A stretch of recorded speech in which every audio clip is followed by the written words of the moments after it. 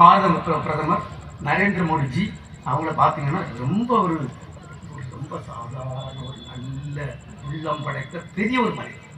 இந்த அரசியல் பேசுறதுன்னா அப்படி இருக்காங்க. எனக்கு கடவுளுடைய புண்ணியத்தினால அவரை டைரெக்டாக பார்த்து பேசக்கூடிய ஒரு வாய்ப்பு கிடைச்சி. நீங்கள் பார்த்தீங்கன்னா அப்படிப்பட்ட இப்போ நம்மெல்லாம் காமராஜரை நிறைய பேர் நம்ம பார்த்துருக்கோம். நான் இல்லை, பெரிய ஆளுக்கெல்லாம் பார்த்துருக்காங்க.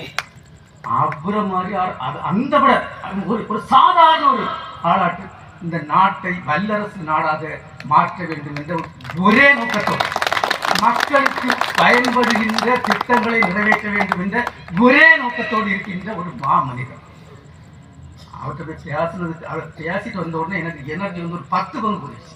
அப்போ இந்த திட்டங்கள்லாம் எதுக்கு 4 வருஷம் 3 வருஷத்தில் செய்தாங்க, இந்த மாதிரி ஒரு எண்ணம் ஓடிட்டு அப்படிப்பட்ட ஒரு மனிதராகும். அப்போ அவர் கூட சேர்ந்து இந்த நமது நாட்டை 100 வருடம் சுதந்திரம் அடைந்து அந்த விழா நடத்துறதுக்கு முன்னுக்கு வல்லரசாக நாடாக மாற்றுறதுக்காக தான் அவங்க செய்துட்டு இருக்காங்க. நான் இந்த வல்லரசு சொல்லும்போது நீங்கள் வந்து அதை தப்பாட்டு எப்படி இந்த இந்தியா வல்லரசாகுன்னு நினைக்கிறாங்க. நான் ஒரே ஒரு இதை சொல்லுவேன். மோடிஜி வந்து பிரைம் மினிஸ்டர் ஆகிட்டு முதல் யூகே போயிருக்காங்க. நான் மகேந்திரையில் ராத்திரி இருந்துட்டுருக்கேன். ராத்திரி 1:15 அங்கே வந்து லைவ்ல எல்லாம் வந்துட்டு இருக்கு அவங்க அட்ரஸ். அப்போ அந்த அட்ரஸில் நான் இப்போ டைரியில் எழுதி வச்சிருக்கேன். அந்த அட்ரஸில் என்ன கவர்ந்தது என்னென்னா, மோடிஜி வராங்க, அவங்க கூட யூகே பிரைம் மினிஸ்டர் அப்போ பிரைம் மினிஸ்டர் கூட வராங்க. யூகே பிரைம் மினிஸ்டர் பேசும்போது இந்தியாவை ரொம்ப பெருமையாக பேசிட்டார். சாப்பிட்றது நல்லா இருக்கீங்க அதெல்லாம் சொல்லிட்டு கடைசியில் ஒரு சென்டென்ஸ் இப்போ வச்சு தச்சிருங்க. The days are not far away. The days are not far away for a Indian-born UK citizen to become Prime Minister of this country. I mean this country.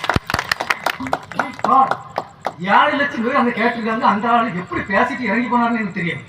ஆனால் இன்னைக்கு அது சரித்திரமாகும். என்ன நடந்தது, நம்மளை எத்தனையோ ஆண்டுகளாக நம்மளை ஆட்சி செய்தவர்கள் இன்னைக்கு பார்த்தீங்கன்னா இந்த பொருளாதாரத்துறையில் கழிஞ்ச வருஷம் அவங்கள பைபாஸ் பண்ணி நம்ம 5வது இடத்துல வந்திருக்கோம்னா கண்டிப்பா இந்த நாடு வளர்ச்சி அடைந்த நாடாக மாறும் என்ற நம்பிக்கை. நண்பர்களே,